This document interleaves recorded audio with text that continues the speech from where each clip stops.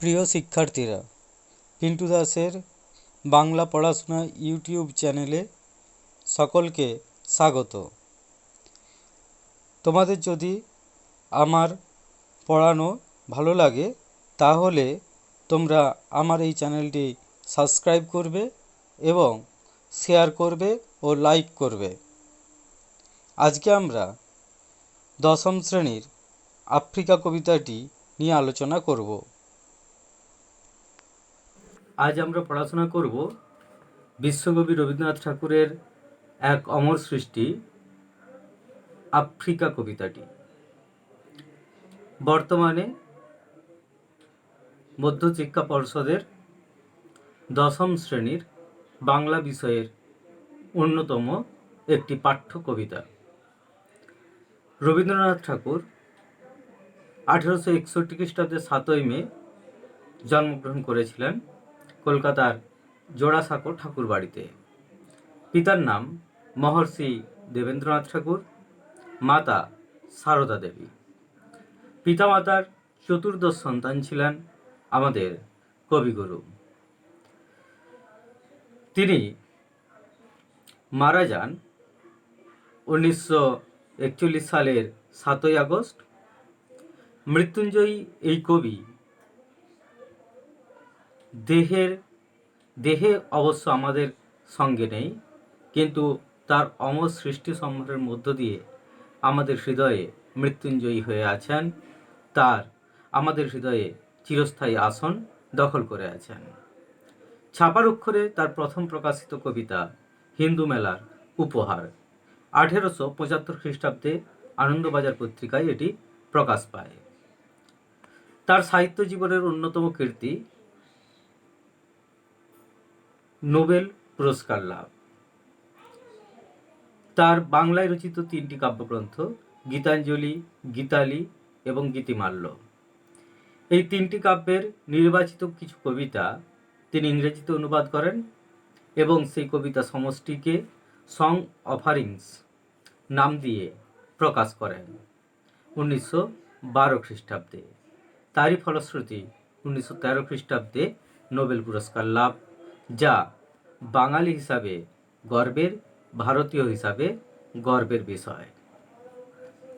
এই অমর স্রষ্টা বিশ্বকবি রবীন্দ্রনাথ ঠাকুরেরই আরেকটি অমর সৃষ্টি আফ্রিকা কবিতা।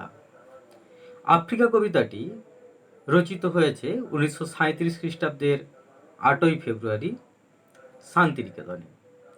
এটি প্রকাশ পায় প্রবাসী পত্রিকায় 1943 বঙ্গাব্দের চৈত্র সংখ্যাতে প্রথম প্রকাশ পায়।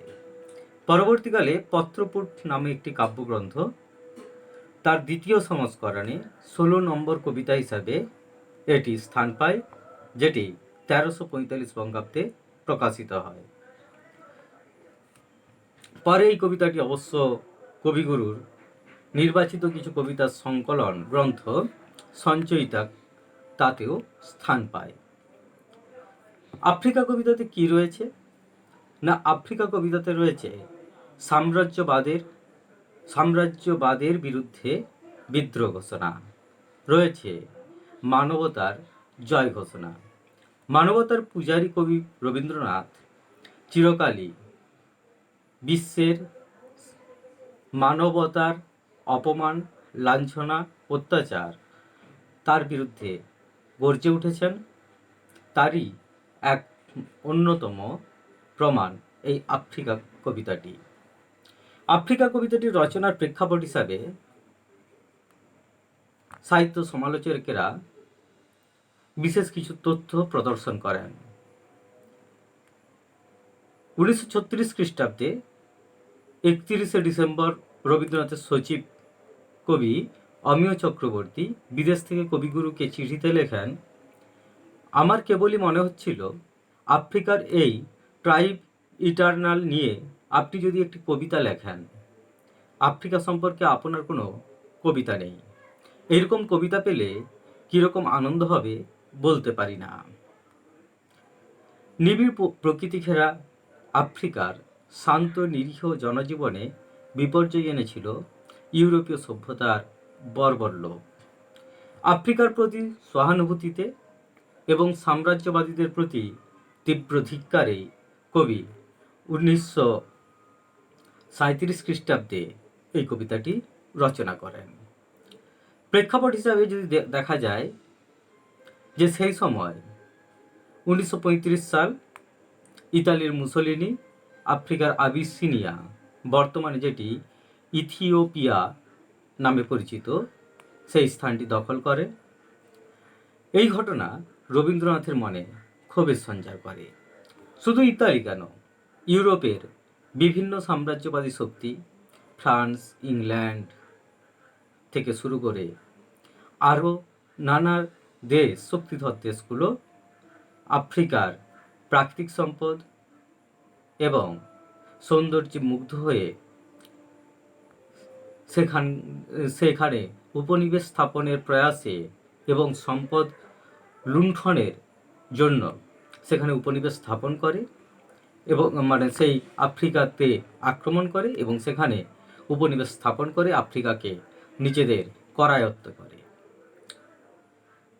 বিশেষ এই কারণ থাকলেও কবি এই আফ্রিকা কবিতাটিতে বিশেষ এবং নির্দিষ্ট গণ্ডি ছাড়িয়ে নির্বিশেষ ও শাশ্বতর দিকে যাত্রা করেছেন। শুধু আফ্রিকার মানুষদের উপর অত্যাচার নয়, এই কবিতা যেন বিশ্বের সমস্ত মানবতার পক্ষে দাঁড়ায় এবং মানবতা লঙ্ঘনকারীদের বিরুদ্ধে রুখে দাঁড়ানোর এক বার্তা দেয়। আফ্রিকার লাঞ্ছনা এখানে যেন সমগ্র মানবতার লাঞ্ছনা। আফ্রিকা কবিতাটি গদ্য ছন্দে লেখা। রবীন্দ্রনাথ ঠাকুর 1932 সালে পুনশ্চ কাব্যগ্রন্থের মধ্য দিয়েই গদ্য ছন্দের হাত ধরেছিলেন।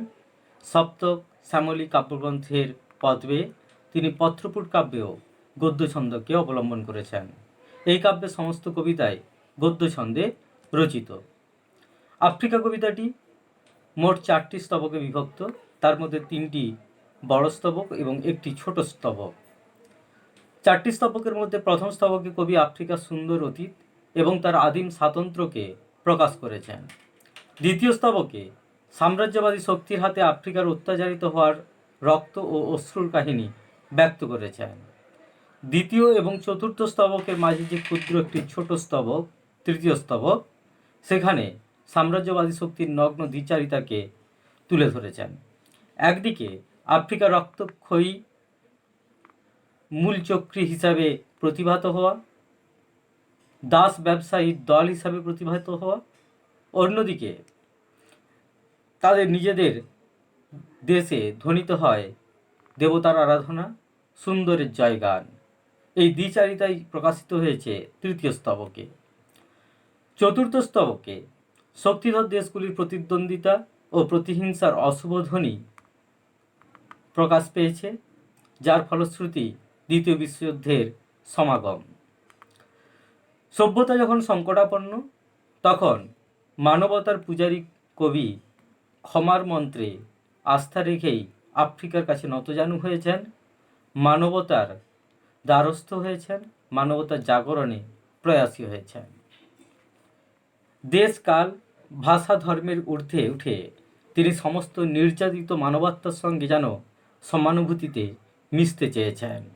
আফ্রিকা কবিতাটি শুধু আফ্রিকা নয়, সমগ্র বিশ্বের মানবতার পক্ষে দাঁড়িয়ে কবি অত্যাচারী সাম্রাজ্যবাদী শক্তির বিরুদ্ধে তার ধিক্কার ব্যক্ত করেছেন।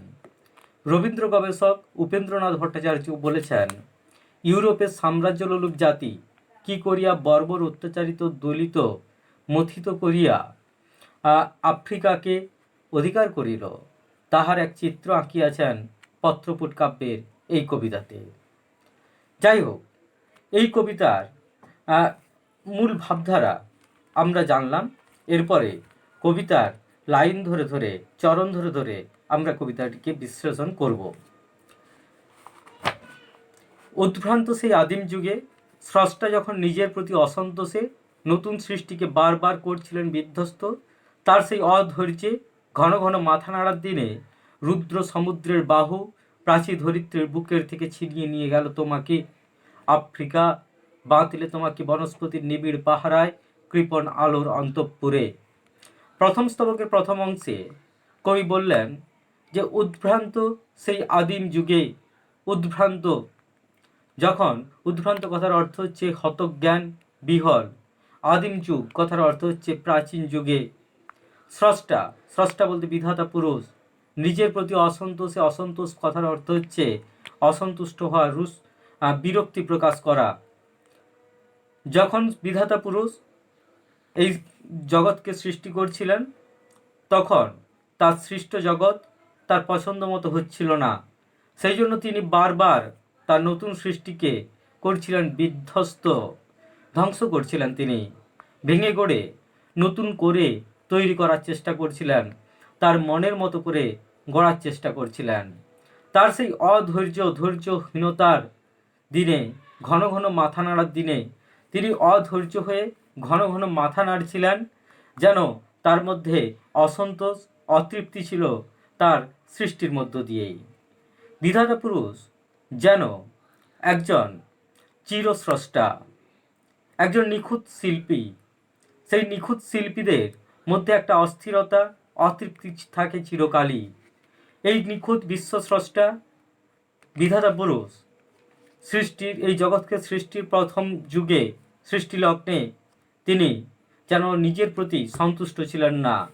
তার সেই অতৃপ্তির কারণেই তিনি জগৎটাকে বারবার ভেঙে গড়ে তৈরি করছিলেন।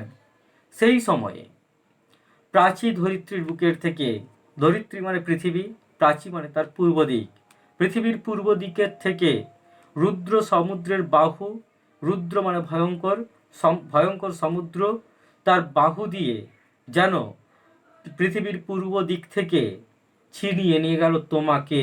কাকে? তোমাকে বলতে কাকে? না, আফ্রিকাকে। যেন ভয়ঙ্কর সমুদ্র তার বাহু দিয়ে পৃথিবীর পূর্ব অংশ থেকে আফ্রিকাকে পৃথক করেছিল, বিচ্ছিন্ন করেছিল। বিচ্ছিন্ন করে এক নিরাপদ স্থানে প্রতিষ্ঠা করেছিল। বাঁধলে তোমাকে বনস্পতির নিবিড় পাহারায় কৃপণ আলোর অন্তঃপুরে।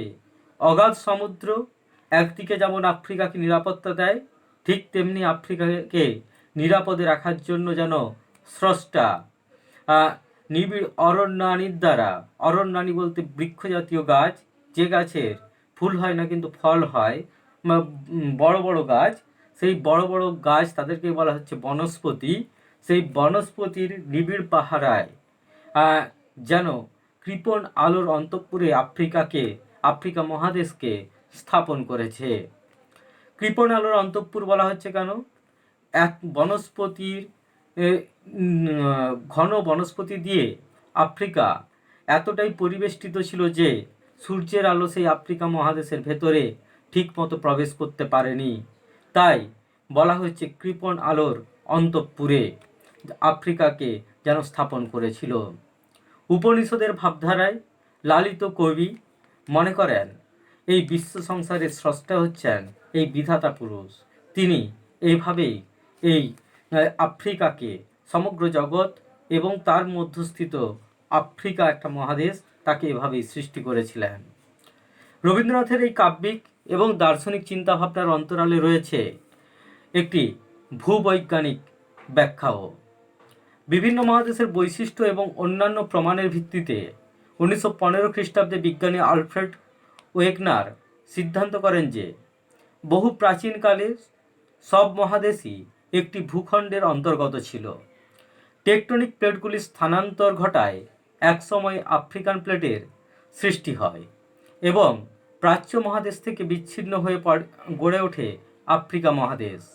এই তত্ত্ব কন্টিনেন্টাল ড্রিফট নামে পরিচিত।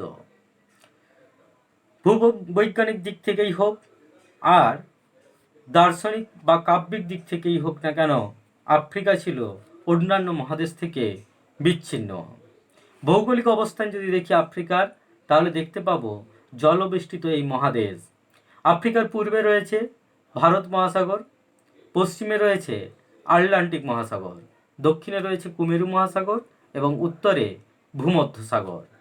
চতুর্দিক জলবেষ্টিত এই আফ্রিকা যেন অন্যান্য মহাদেশ থেকে বিচ্ছিন্ন হয়েছিল, পৃথিবীর পূর্ব দিক থেকে বিচ্ছিন্ন হয়ে নিবিড় অরণ্য দিয়ে আবৃত ছিল।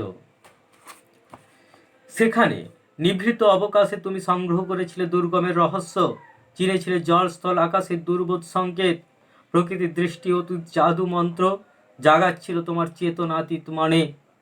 সেখানে, কোনখানে? সেই আফ্রিকাতে। নিভৃত, নিভৃত মানে গোপনতম অবকাশ, অবকাশ মানে অবসর, ফাঁকা সময়। সেই সময়ে তুমি, তুমি বলতে কে? না, আফ্রিকা। আফ্রিকা মহাদেশে সেই নিভৃত অবসর সময়ে আফ্রিকা সংগ্রহ করছিল দুর্গমের রহস্য। আফ্রিকা সাপদ জন্তু জানোয়ারদের দ্বারা এবং গভীর অরণ্যের দ্বারা যেন এক রহস্যাবৃত ছিল। এতটাই দুর্গম ছিল যেখানে গমন করা কষ্টসাধ্য ছিল। সেই দুর্গম রহস্যকে সংগ্রহ করার চেষ্টা করছিল। একটা শিশু ভূমিষ্ঠ হওয়ার পর তার কাছে যেমন সমস্ত প্রকৃতি জগৎ, এই বিশ্ব সংসার অপরিচিত থাকে, তার কাছে সমস্ত বিশ্ব সংসার যেমন দুর্গেয়, দুর্বোধ্য থাকে, ঠিক তেমনি আফ্রিকার কাছে নিজের এই রহস্যময়তা, দুর্গমতা যেন দুর্বোধ্য ছিল, দুর্গেয় ছিল। আফ্রিকা তার সৃষ্টি লগ্নের অবসর সময়ে যেন নিজেকে অন্বেষণ করছিল।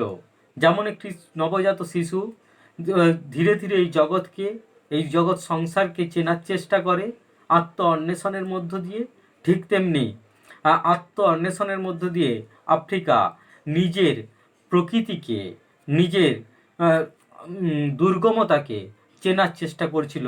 নিজের দুর্বোধ সংকেত, দুর্বোধ মানে যা বোধগম্য করা কষ্টসাধ্য, সেই দুর্বোধ সংকেত মানে ইশারাকে, কার ইশারা, কার দুর্বোধ সংকেত বা ইশারা?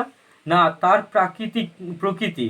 তার প্রকৃতি বলতে তার জল, স্থল, তার আকাশ, তার জঙ্গল, সমস্ত কিছুর মধ্যে যে রহস্যময়তা ছিল, সেই রহস্যময়তার সংকেতকে চেনার চেষ্টা করছিল, বলা যায় আত্ম অন্বেষণের চেষ্টা করছিল। যে রহস্যময়তা যেন জাদুমন্ত্রের সমতুল্য। এই প্রকৃতির এই জাদুমন্ত্র এ চোখে দেখা যায় না, এ অনুভব করা যায়। তাই কবি বলেন, প্রকৃতির দৃষ্টি অতীত জাদুমন্ত্র জাগাচ্ছিল তোমার চেতনাতীত মনে।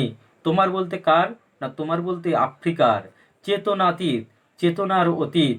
চেতনার অতীত কথার এক আক্ষরিক অর্থ চেতনার গভীরে তথা অবচেতনায়। অন্য দিক থেকে বলা যায় চেতনার অতীত বলতে যখন চেতনা আসেনি সেই সময়কালকে বোঝানো হয়েছে। আফ্রিকার যখন তথাকথিত যে সভ্য সমাজ, সেই সভ্য সমাজের শিক্ষা দীক্ষা জ্ঞান বিজ্ঞানের আলো থেকে বঞ্চিত ছিল, যখন তার মধ্যে শিক্ষা দীক্ষা জ্ঞান বিজ্ঞানের আলো পৌঁছায়নি, যখন এ সম্পর্কে তার কোনো চেতনা হয়নি, সেই সময় সে প্রকৃতির জাদু মন্ত্রকে অনুভব করার চেষ্টা করছিল, তাকে চেনার চেষ্টা করছিল। অর্থাৎ আফ্রিকা নিজের দুর্গমতাকে, নিজের প্রকৃতির রহস্যকে, নিজের প্রকৃতির জাদুমন্ত্রকে সে উপলব্ধি করার চেষ্টা করছিল। রবীন্দ্রনাথ ঠাকুর বলেছেন, মন্ত্র হলো তাই যা মননে সাহায্য করে, মনন তথা উপলব্ধিতে সাহায্য করে। আফ্রিকা যেন প্রকৃতির সেই জাদু, অলৌকিকতা তাকে যেন উপলব্ধি করার চেষ্টা করছিল। উপলব্ধি করার চেষ্টা করে সে কি করেছিল? না, বিদ্রুপ করেছিল ভীষণকে বিরূপের ছদ্মবেশে, শঙ্কাকে চাচ্ছিলে হার মানাতে, আপনাকে উগ্র করে বিভীষিকার প্রচণ্ড মহিমায় তাণ্ডবের দুন্দুবিনী না দে। এই আফ্রিকা তার নিজের প্রাকৃতিক দুর্গমতাকে, তার প্রকৃতির রহস্যকে বোঝার জন্য, তার প্রকৃতির ভয়ঙ্করতাকে বোঝার জন্য সে নিজেকে উগ্র করে তুলতে চেয়েছিল, বিরূপ অর্থাৎ বিরুদ্ধতার ছদ্মবেশ ধারণ করে। আসলে আফ্রিকা ভয়ঙ্করতাকে চিনতে গিয়ে নিজেকে আরো ভয়ঙ্কর করে তুলতে চেয়েছিল। আফ্রিকা যেন প্রত্যাঘাতের পথ বেছে নিয়েছিল। তাই আফ্রিকা তার নিজের প্রাকৃতিক দুর্গমতাকে, ভয়ঙ্করতাকে যেন বিদ্রূপ করেছিল, উপহাস করেছিল। বিদ্রূপ কথার অর্থ উপহাস, ভীষণ অর্থাৎ ভয়ঙ্কর। বিদ্রূপ করেছিল ভীষণকে, মানে তার নিজের প্রাকৃতিক ভয়ঙ্করতাকে যেন উপহাস করেছিল বিরূপের ছদ্মবেশ ধারণ করে, তার প্রতিদ্বন্দ্বীর ছদ্মবেশ ধারণ করে। দিয়ে নিজের মনের যে শঙ্কা তাকে হার মানাতে চেয়েছিল, আশঙ্কাকে হার মানিয়ে প্রকৃতির রহস্যময়তাকে উদ্ঘাটন করতে চেয়েছিল, নিজেকে আরও উগ্র, আরও ভয়ঙ্কর করে তুলতে চেয়েছিল বিভীষিকার প্রচণ্ড মহিমায়, তাণ্ডবের দুন্দুভি নিনাদে।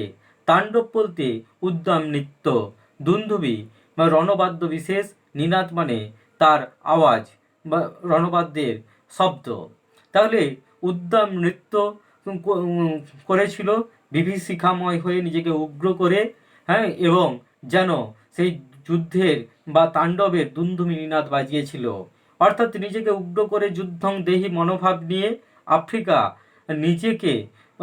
নিজেকে আবিষ্কার করতে চেয়েছিল, নিজের প্রাকৃতিক রহস্যময়তাকে অন্বেষণ করতে চেয়েছিল, নিজের প্রাকৃতিক দুর্গমতাকে, প্রাকৃতিক ভয়ঙ্করতাকে জয় করতে চেয়েছিল। এখানে তাণ্ডবের দুন্দুভি নিনাদ এই শব্দবন্ধের মধ্যে কবি রবীন্দ্রনাথ ঠাকুর এক পৌরাণিক প্রসঙ্গের অবতারণা করেছেন। পৌরাণিক প্রসঙ্গটা এরকম: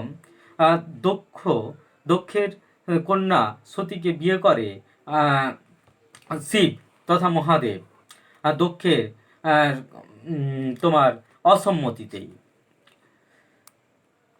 কেন না, দক্ষকে শিব প্রণাম করতে চায়নি এবং দেবতার মর্যাদা দিতে চায়নি। তাই দক্ষ যখন যজ্ঞ করে তখন শিবহীন যজ্ঞ করে, শিব সেই যজ্ঞে আমন্ত্রণ পায় না তার কন্যা সতীও।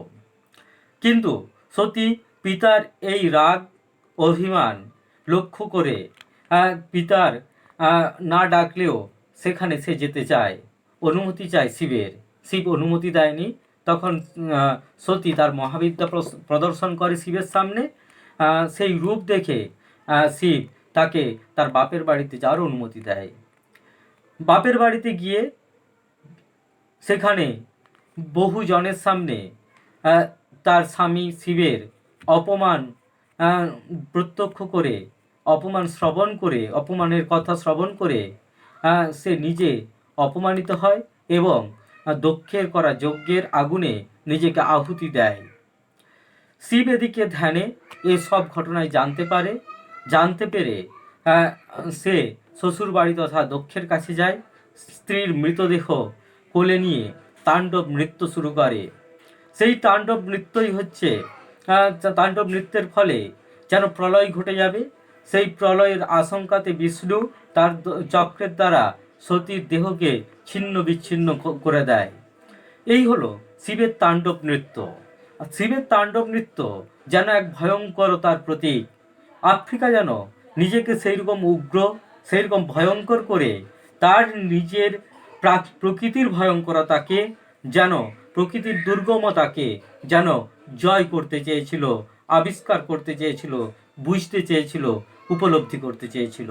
তাহলে প্রথম স্তবকে আমরা দেখলাম আফ্রিকার জন্মের ইতিবৃত্ত এবং আফ্রিকার নিজেকে প্রতিষ্ঠার ইতিবৃত্ত, নিজের স্বরূপকে উপলব্ধি করার ইতিবৃত্ত। এরপরে দ্বিতীয় স্তবকে কবি বর্ণনা করেছেন সাম্রাজ্যবাদীদের হাতে আফ্রিকার অত্যাচারিত হওয়ার কাহিনীকে। হায় ছায়াবৃতা, কালো ঘোমটার নিচে অপরিচিত ছিল তোমার মানব রূপ, উপেক্ষার আবিল দৃষ্টিতে। এক সময় এই আফ্রিকা মহাদেশের যে প্রাকৃতিক সৌন্দর্য ও প্রাকৃতিক সম্পদ, আফ্রিকা মহাদেশের ঐতিহ্য, আফ্রিকা মহাদেশের যে মানব সম্পদ, আফ্রিকা মহাদেশের যে স্বাতন্ত্র্য, তাকে উপেক্ষা করেছিল। এই আফ্রিকা ছিল একসময় ছায়া দ্বারা আবৃতা, নিবিড় অরণ্যানীর ঘেরা এই আফ্রিকা মহাদেশ যেন অরণ্যের ছায়ায় আবৃত ছিল। কালো ঘোমটার নিচে ছিল যেন তার মানব রূপ, সারা বিশ্বের কাছে অপরিচিত। তার মানব রূপ বলতে তার মানব সম্পদ, তার নিজস্ব সংস্কৃতি, তার নিজস্ব ঐতিহ্য, নিজের স্বতন্ত্র বৈশিষ্ট্য। শুধু তাই নয়, আফ্রিকা মহাদেশ যে অপার সম্পদের আকর, সে তাও যেন অপরিচিত ছিল বিশ্বের অন্যান্য মহাদেশের কাছে, অন্যান্য মহাদেশের মানুষের কাছে। আফ্রিকাতে প্রকৃতপক্ষে 21.8% অরণ্য রয়েছে, যা খনিজ সম্পদের একটা প্রধান প্রধান কারণ এবং প্রাকৃতিক সম্পদেরও প্রধান পীঠস্থান করে তুলেছে তাকে। 30% খনিজ উৎপাদন হয় এই আফ্রিকা মহাদেশেই। আবার 40% সোনা পাওয়া যায় আফ্রিকা মহাদেশে।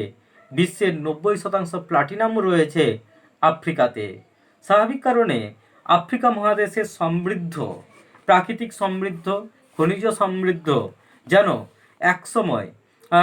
একসময় অপরিচিত ছিল বিশ্বের অন্যান্য দেশের কাছে, অন্যান্য রাষ্ট্রগুলির কাছে।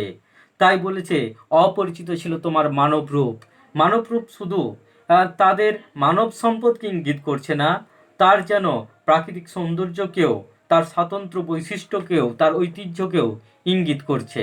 একসময় ইউরোপীয়রা নিজেদেরকে জ্ঞান, বিজ্ঞান, শিক্ষা, দীক্ষার আলোকে উন্নত করে তুলেছিল। তাই তারা নিজেদেরকে সভ্য বলে অহংকার করত, গর্ব করত। আর আফ্রিকার জনজাতিকে তারা অশিক্ষিত, বর্বর বলে উপেক্ষা করেছিল, অবহেলা করেছিল। সেজন্য বলছেন উপেক্ষার আবিল দৃষ্টিতে যেন অপরিচিত ছিল আফ্রিকার মানবরূপ, যেন কালো ঘোমটার নিচে আবৃত ছিল। ঘোমটা পড়লে যেমন নারীর মুখ দেখা যায় না, ঠিক তেমনি আফ্রিকার রূপ যেন আচ্ছন্ন ছিল একদিকে আফ্রিকার নিবিড় অরণ্যানীর দ্বারা, অন্যদিকে উপেক্ষার দ্বারা। ইউরোপীয় দেশগুলো তথা বিশ্বের অন্যান্য রাষ্ট্রগুলি যে উপেক্ষা করেছিল, সেই উপেক্ষার দ্বারা যেন ঘোমটাবৃত ছিল এই আফ্রিকার মানবরূপ। কিন্তু একসময় ইউরোপের শক্তিধর রাষ্ট্রগুলো তাদের উপনিবেশের সন্ধানে কিংবা তাদের তাদের সম্পদ আহরণের প্রচেষ্টাতে বিশ্বের বিভিন্ন প্রান্তে তাদের লোলুপ দৃষ্টি ফেলে, আর সেই লোলুপ দৃষ্টি পড়ে আমাদের আফ্রিকার উপরও। তাই যে আফ্রিকা একদিন উপেক্ষিত ছিল, সেই আফ্রিকায় একদিন নজরে এলো ইউরোপের সাম্রাজ্যবাদী শক্তিগুলোর কাছে। এলো ওরা লোহার হাতকড়ি নিয়ে, নখ যাদের তীক্ষ্ণ তোমার নেকড়ের চেয়ে। এলো মানুষ ধরার দল, গর্বে যারা অন্ধ, তোমার সূর্যহারা অরণ্যের চেয়ে। সভ্যের বর্বর লোভ নগ্ন করল আপন নির্লজ্জ অমানুষতা। এলো ওরা কারা? ওরা হচ্ছে ইউরোপের সাম্রাজ্যবাদী শক্তিরা। সেই সময় শিল্পের দিক থেকে, জ্ঞান বিজ্ঞানের দিক থেকে ইউরোপের বিভিন্ন দেশ, যেমন British, Portuguese, France, Spanish, Germany, Italy, Belgium, এই সমস্ত দেশগুলো উন্নত হয়েছিল। সেই দেশগুলো, ইউরোপের সেই শক্তিধর রাষ্ট্রগুলো, তাদেরকেই ইঙ্গিত করা হচ্ছে ওরা শব্দের মধ্য দিয়ে। এলো ওরা কি নিয়ে? লোহার হাতকড়ি নিয়ে। হাতকড়ি পরিয়ে আমাদেরকে বন্দি করা হয়। ঠিক তেমনই এই শক্তিধর দেশগুলো, উপনিবেশিক শক্তিগুলো যেন আফ্রিকাকে পরাধীন করতে চাইল। কেন পরাধীন করতে চাইল? না তাদের শিল্পজাত দ্রব্যগুলোকে বিক্রি করার জন্য, আফ্রিকার মানব সম্পদকে অধিকার করে তাদের মানুষকে কৃতদাসে পরিণত করে তাদেরকে শ্রমের কাজে লাগানো, আবার আফ্রিকার খনিজ সম্পদকে নির্বিচারে তোমার লুট করার জন্য। তো সেই জন্য তারা আফ্রিকাকে বন্দি করতে প্রয়াসী হলো। তাদের নখ কেমন ছিল? না তোমার নেকড়ের চেয়েও তীক্ষ্ণ। নেকড়ের নখ তীক্ষ্ণ। তো নেকড়ে যাকে আক্রমণ করে তাকে ক্ষতবিক্ষত করে দেয়। ঠিক তেমনই এই ঔপনিবেশিক শক্তিগুলো যেন আফ্রিকাকে ক্ষতবিক্ষত করেছিল। তারা হিংস্র জন্তু নেকড়ের চেয়েও যেন বেশি হিংস্র হয়েছিল। সেই জন্য বলছেন, নখ যাদের তীক্ষ্ণ তোমার নেকড়ের চেয়েও। এলো মানুষ ধরার দল। সেই ঔপনিবেশিক শক্তিগুলো শুধু আফ্রিকাতে খনিজ সম্পদ লুট করেনি, সেখানকার মানব সম্পদকেও লুট করেছিল। সেখানে আফ্রিকার মানুষ, সহজ সরল নিরীহ শান্ত মানুষগুলোকে তাদের কৃতদাসে পরিণত করেছিল। তাদেরকে প্রায় বিনা পারিশ্রমিকেই শ্রম দিতে বাধ্য করেছিল, নিজেদের অঙ্গুলি লেহনে চলতে বাধ্য করেছিল। গর্বের যারা অন্ধ তোমার সূর্যহারা অরণ্যের চেয়েও। গর্বে কারা গর্বে? যারা যারা বলতে কারা? যারা বলতে সেই ঔপনিবেশিক শক্তিগুলো। তারা গর্ব অর্থাৎ অহংকারে অন্ধ ছিল। কিসের অহংকারে অন্ধ ছিল? না, সভ্যের অহংকারে। সেই সময় জ্ঞান বিজ্ঞান শিক্ষা দীক্ষায় আধুনিকতায় উন্নত ছিল ইউরোপীয় দেশগুলি। তাই তারা বিশ্বের অন্যান্য দেশগুলিকে হেয় তুচ্ছ বলে মনে করত। অন্যান্য দেশের মানুষকে তারা তুচ্ছ তাচ্ছিল্য, অসভ্য, বর্বর হিসাবে বিবেচনা করত এবং তুচ্ছ তাচ্ছিল্য করত। তো তারা এই সভ্যের অহংকারে অহংকৃত ছিল, অন্ধ ছিল। কার থেকেও অন্ধ? কতটা অন্ধ ছিল? না, তোমার সূর্যহারা অরণ্যের চেয়ে। তোমার বলতে আফ্রিকা। আফ্রিকা সূর্যকে হারিয়েছে। মানে কি? আফ্রিকার নিবিড় অরণ্যানী দ্বারা পরিবেষ্টিত হওয়ার কারণে সূর্যের আলো আফ্রিকা মহাদেশে যথাযথভাবে প্রবেশ করতে পারেনি। অরণ্যের ছায়া দ্বারা আবৃত ছিল, যেন সূর্য আফ্রিকা মহাদেশে যেন হারিয়ে গিয়েছিল, কবি কল্পনা করেছেন। তো সেই সূর্যহারা অরণ্যের চেয়েও যেন অন্ধ ছিল এরা।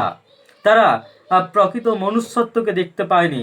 তারা আফ্রিকার মানুষের সহজ সরলতা, নিরীহ শান্ত স্বভাবকে দেখতে পায়নি, তাদের স্বতন্ত্র ঐতিহ্যকে দেখতে পায়নি, তাদের নিজস্ব সংস্কৃতিকে পরিলক্ষিত করেনি। শুধু তাদেরকে অসভ্য বর্বর বিবেচনা করে, তারা নিজেদেরকে সভ্য বিবেচনা করেই এখানে এসেছিল। এবং তাদের সেই তথাকথিত ইউরোপীয় শক্তি যারা নিজেদেরকে সভ্য বলে মনে করে, তারা কিন্তু প্রকৃতপক্ষে বর্বর ছিল। কেননা তাদের বর্বর লোভ নগ্ন করলো আপন নির্লজ্জ অমানুষতা। প্রকৃতপক্ষে পুঁথিগত শিক্ষাতেই সভ্যের পরিচয় নয়, সভ্যের পরিচয় পাওয়া যায় আচার আচরণে। বিদ্যাসাগর মহাশয়ের কথায়, সৌজন্য এবং সৎ ব্যবহারই প্রকৃতপক্ষে সভ্যের পরিচয় হওয়া উচিত। এই ইউরোপীয় শক্তিগুলো আফ্রিকাতে এসে তার নির্লজ্জতা, তার অমানুষতা, তার হৃদয়হীনতা, তাদের নিষ্ঠুরতাকে প্রকাশ করেছিল। স্বাভাবিক কারণে তাদেরকে কবি রবীন্দ্রনাথ ঠাকুর বর্বর বলেছেন।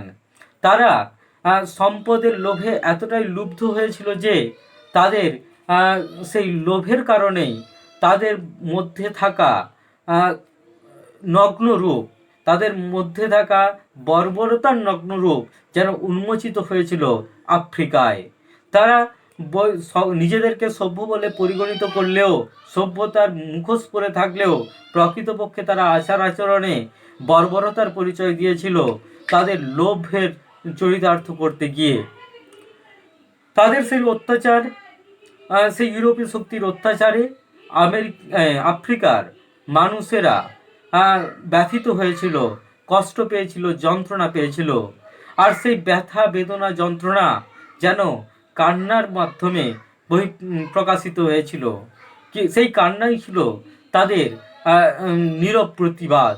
কেননা তারা ইউরোপীয় দেশগুলোর মতো অত উন্নত অস্ত্রবিদ্যা শিখতে পারেনি, বা তাদের উন্নত অস্ত্র ছিল না। তারা ইউরোপীয় শক্তিধর দেশগুলির কাছে ছিল অসহায়। স্বাভাবিক কারণে তাদের এই যন্ত্রণার প্রকাশই ছিল তাদের প্রতিবাদের মাধ্যম। তাই কবি বলেন, তোমার ভাষাহীন ক্রন্দনে বাষ্পাকুল পথে পঙ্কিল হলো ধুলি তোমার রক্তে অশ্রুতে মিশে।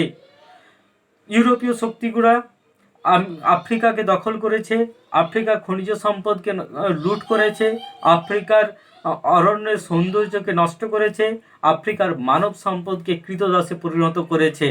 স্বাভাবিক কারণে আফ্রিকার সংস্কৃতি, আফ্রিকার ঐতিহ্য হয়েছে ভুলুণ্ঠিত, অপমানিত। আফ্রিকার মানুষ যেন ভাষাহীন নীরবে কেঁদেছে। তাদের চোখের জল এতটাই ক্ষরিত হয়েছে যে সেই জলে পথ যেন হয়েছে কর্দমাক্ত। তা ইউরোপীয় শক্তির অত্যাচারে তাদের আফ্রিকার মানুষদের শরীরের রক্ত এতটাই ঝরেছে যে সেখানকার সেই রক্তে আফ্রিকা মহাদেশের পথ হয়েছে যেন কর্দমাক্ত। সেই কর্দমাক্ত পথেই ইউরোপীয়রা তাদেরকে দস্যু বলে অভিহিত করেছেন আমাদের কবি রবীন্দ্রনাথ ঠাকুর। তারা যেন পায়ে কাঁটা মারা জুতোর তলায় মারিয়ে দিয়েছিল সেদিন। বিভৎস কাদার পিণ্ড যেন তাদের কাঁটা মারা জুতোর তলায় আটকে ছিল সেদিন। তারা এভাবেই আফ্রিকার ইতিহাসকে অপমানিত করেছিল চিরকালের জন্য। তাই কবি দ্বিতীয় স্তবকের শেষ চরণে বলেছেন, চিরচিহ্ন দিয়ে গেল তোমার অপমানিত ইতিহাসে। যে আফ্রিকা ছিল এক স্বতন্ত্র, যে আফ্রিকা ছিল তার সৌন্দর্য, তার মহিমা, তার রহস্যময়তা, তার নিজস্ব মানব সম্পদ, তার ঐতিহ্য, তার নিজস্ব সংস্কৃতির দ্বারা সুন্দর, সেই সুন্দর ইতিহাসে এক অপমানের কালো অধ্যায় তৈরি করেছিল ইউরোপীয়রা তাদের অত্যাচারের দ্বারা, তাদের লোভের বহিঃপ্রকাশের দ্বারা, তাদের বর্বরচিত আচরণের দ্বারা। অথচ এই ইউরোপীয়দের নিজের দেশে কি ছিল সেটা প্রকাশিত হয়েছে কবিতার তৃতীয় স্তবকে। সেখানে এই সাম্রাজ্যবাদী শক্তি তথা ইউরোপীয় শক্তির দ্বিচারিতা বহিঃপ্রকাশিত হয়েছে। যখন তারা একদিকে আফ্রিকার উপরে এরকম নির্মম অত্যাচার সংগঠিত করছে, তখন তাদের নিজের দেশে সমুদ্র পাড়ে, তাদের সেই সমুদ্রের ওপারে তাদের নিজের দেশে সেই মুহূর্তে তাদের পাড়ায় পাড়ায় মন্দিরে বাজছিল পুজোর ঘণ্টা। সকালে সন্ধ্যায় দয়াময় দেবতার নামে শিশুরা খেলছিল মায়ের কোলে। মন্দিরে বাজছিল পুজোর ঘণ্টা সকালে সন্ধ্যায়, কাকে উদ্দেশ্য করে? না দয়াময় দেবতাকে উদ্দেশ্য করে। তখন সেখানকার মানুষেরা, সেই সাম্রাজ্যবাদী শক্তিগুলো নিজের দেশের সাধারণ মানুষেরা দয়াময় দেবতার আরাধনা করছিল বিশ্বের শান্তির জন্য, বিশ্বের সুখের জন্য, সকলের ভালো রাখার জন্য। সেখানকার শিশুরা ছিল নিরাপদ, তারা মায়ের কোলে নিশ্চিন্তে নিরাপদে খেলে বেড়াতে পারছিল। যখন সেই সাম্রাজ্যবাদী শক্তিরা আফ্রিকার শিশুদের উপর অত্যাচার করছে, আফ্রিকার মানুষদের উপর অত্যাচার করছে, আফ্রিকার মানুষদের কান্নাকে নিংড়ে বের করছে, আফ্রিকার মানুষদের শরীর থেকে রক্ত ক্ষরণ করছে, সেই সময় কিন্তু তাদের নিজেদের দেশে শান্তি ছিল, শৃঙ্খলা ছিল, সেখানকার সাধারণ মানুষ কিন্তু সুন্দরের উপাসনা করছিল।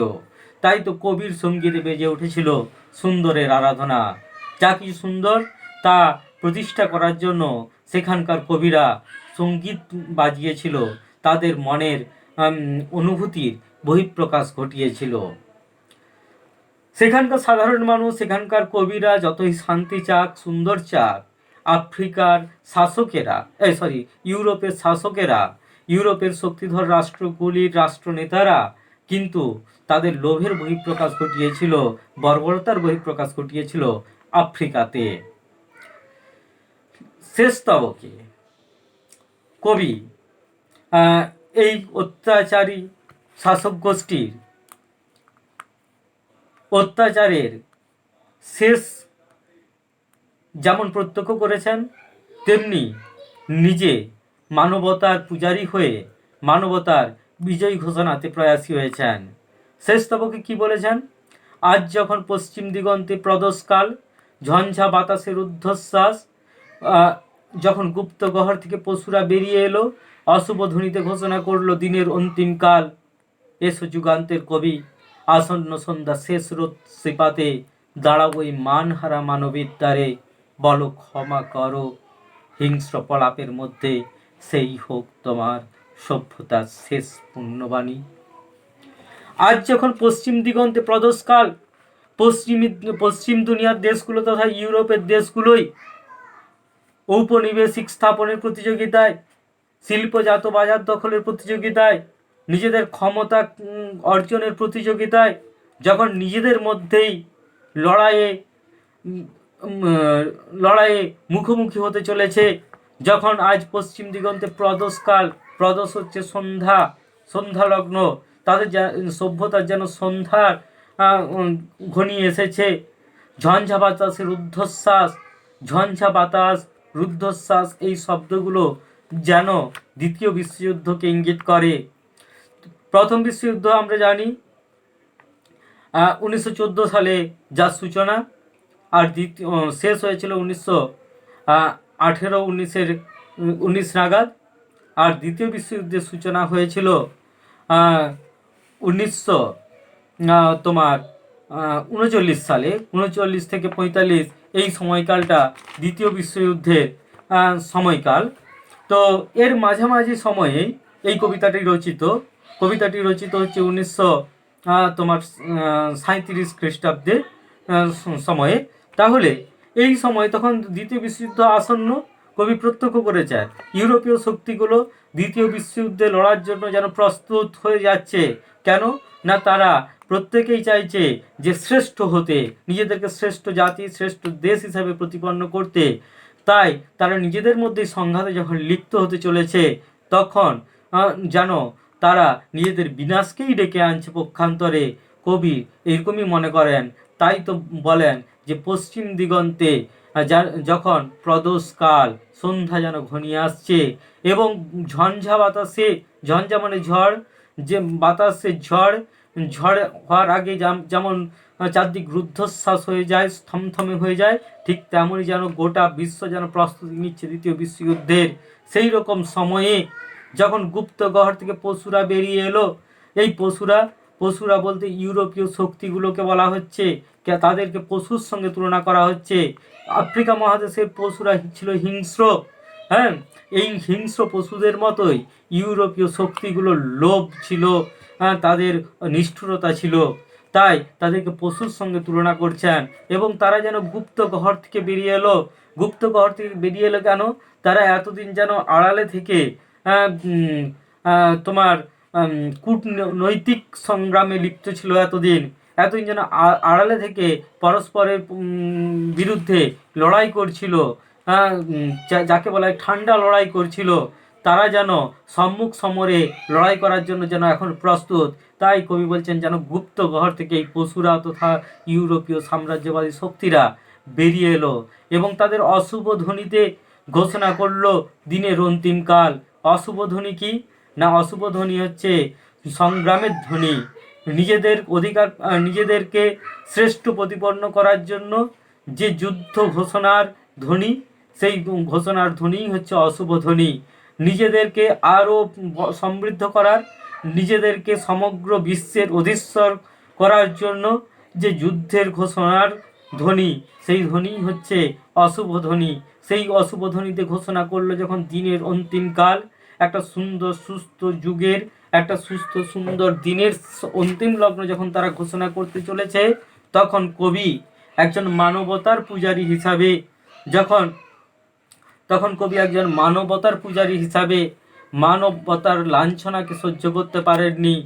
তাই আর পাঁচজন কবিকে, আর পাঁচজন মানবিকতার পূজারীকে, মানবতার পূজারীকে, মনুষ্যত্বের পূজারীকে আহ্বান জানিয়েছেন। বলছেন এসো যুগান্তের কবি। কবি মনে করেন যে কোনো সাম্রাজ্যই যতই দীর্ঘস্থায়ী হোক না কেন, তা কখনোই চিরস্থায়ী হতে পারে না। তার একদিন না একদিন শেষ থাকবেই, তার অন্তিম লগ্ন একদিন থাকবেই। কবি প্রত্যক্ষ করেছেন ইউরোপীয় সাম্রাজ্যবাদী শক্তির যে সমগ্র বিশ্বকে দাবিয়ে রাখার যে চেষ্টা, সেই চেষ্টার যেন শেষ হতে চলেছে। সমগ্র বিশ্বকে নিজের অধীনে করার যে চেষ্টা, সেই চেষ্টা যেন শেষ হতে চলেছে। এই যুগ যেন পরিবর্তন হতে চলেছে। এই সাধারণ মানুষেরা, যে সমস্ত দেশের মানুষেরা পরাধীন রয়েছে সেই সাম্রাজ্যবাদী শক্তির কাছে, তারা যেন নিজেদের অধিকার বুঝে নিতে চাইছে। কবি এটা প্রত্যক্ষ করেছেন যেন যুগ পরিবর্তন হতে চলেছে, একটা যুগের অবসান হতে চলেছে। তাই কবি চান আর পাঁচজন মানবতা পূজারী তথা কবিরা যেন এগিয়ে আসে এবং সেই অসহায় মানবতার পাশে দাঁড়ায়, মানবতার পাশে এসে তাদেরকে উৎসাহ দেয়, তাদের মনের মধ্যে সাহসের সঞ্চার করে। তাই কবি বলেন, এসো যুগান্তের কবি, আসন্ন সন্ধ্যার শেষ রশ্মিপাতে দাঁড়াও ওই মানহারা মানবীর দ্বারে। মানহারা মানবী, মানবী বলতে এখানে আফ্রিকাকে বলা হচ্ছে। আফ্রিকাকে তিনি স্ত্রী হিসাবে স্ত্রীলিঙ্গ হিসাবে কল্পনা করেছেন। আসলে প্রকৃতি তো নারী, প্রকৃতিকে আমরা মা বলে মনে করি, নারী, তাই এখানে মানব নয় মানবী কথাটা ব্যবহার করেছেন। সেই মানহারা, মান বলতে সম্মানহারা। কেন সম্মানহারা বলছেন? না ইউরোপীয় শক্তিগুলো তাদের নির্লজ্জতার দ্বারা, তাদের অত্যাচারের দ্বারা, তাদের ক্ষমতার দ্বারা আফ্রিকাকে যেন লুণ্ঠন করেছে, আফ্রিকার সম্মান যেন ভুলুণ্ঠিত করেছে। তাই কবি বলছেন মানহারা মানবী আফ্রিকাকে তার দ্বারে এসে দাঁড়াতে বলছেন ক্ষমা করো। কাদেরকে বলছেন? না যুগান্তের কবিদেরকে বলছেন, যে সমস্ত কবিরা মানবতার পূজারী, যে মানবতার পূজার মধ্য দিয়েই এই অত্যাচারী যুগের অবসান ঘটতে পারে, সেই মানবতাবাদী কবিদেরই আহ্বান জানিয়ে বলছেন যে সেই অত্যাচারীদের হয়ে তোমরাই আফ্রিকার কাছে, মানহারা মানবীর কাছে ক্ষমা প্রার্থনা করো। হিংস্র প্রলাপের মধ্যে সেই হোক তোমার সভ্যতার শেষ পুণ্যবাণী। হিংস্র প্রলাপ বলতে ইউরোপীয় সাম্রাজ্যবাদী শক্তির যে হিংস্রতা, উন্মত্ততা, বাজার দখলের উন্মত্ততা, তাদের নিজেদেরকে শ্রেষ্ঠ প্রতিপন্ন করার যে উন্মত্ততা, তার মাঝে তাদের সেই হিংস্র প্রলাপের মধ্যেই সেই ক্ষমা প্রার্থনাই হোক আমাদের সভ্যতার শেষ পুণ্যবাণী, শেষ শ্রেষ্ঠ বাণী। আসলে কবি মানবতার পূজারী হিসাবে বিশ্বের মানবতার প্রতিষ্ঠাকারী কবি সম্প্রদায়কে তথা বিশ্বের মানবতাবাদী মানুষদেরকে, বিশ্বের সমস্ত অসহায় মানুষদের পাশে দাঁড়াতে বলেছেন। বিশ্বের শুধু আফ্রিকা নয়, বিশ্বের সমস্ত লাঞ্ছিত, অপমানিত, অত্যাচারিত মানুষদের পাশে দাঁড়াতে বলছেন। কেননা এই অসহায় মানুষরা ঐক্যবদ্ধভাবে যদি প্রতিরোধ গড়ে তোলে, প্রত্যাঘাত করে, তাহলে একদিন এই সাম্রাজ্যবাদী শক্তির অন্তিম ধ্বংস হবে, তাদের সাম্রাজ্যের অন্তিমকাল সূচিত হবে, যুগের পরিবর্তন ঘটবে। এভাবেই আফ্রিকা কবিতাতে আফ্রিকার সৃষ্টি থেকে শুরু করে তার সম্পদকে কিভাবে লুট করেছিল সাম্রাজ্যবাদী শক্তিরা, সে তার বর্ণনা দিয়েছেন কবি। সাথে সাথে সেখান থেকে মুক্তি পাওয়ার উপায় এবং বিশ্বের মানবতার পূজারী হিসাবে আফ্রিকার কাছে নতজানু হয়ে আফ্রিকার কাছে ক্ষমা চেয়েছেন তিনি। এখানে আফ্রিকা শুধু আফ্রিকা নয়, যেন বিশ্ব মানবতার প্রতীক। একটা সময় সাম্রাজ্যবাদী শক্তির কাছে বিশ্বের মানবতা ছিল ভুলুণ্ঠিত, বিশ্বের মানবতা যে অপমানিত হচ্ছিল, লাঞ্ছিত হচ্ছিল। কবি যেন এই আফ্রিকা কবিতা রচনার মধ্য দিয়ে সেই বিশ্ব মানবতার লাঞ্ছনার বিরুদ্ধেই বিক্ষোভ সঞ্চারিত করেছেন। আজ এ পর্যন্তই। পরের দিন অন্য কোনো কবিতা বা গল্পের আলোচনা নিয়ে আবার হাজির হব। ধন্যবাদ।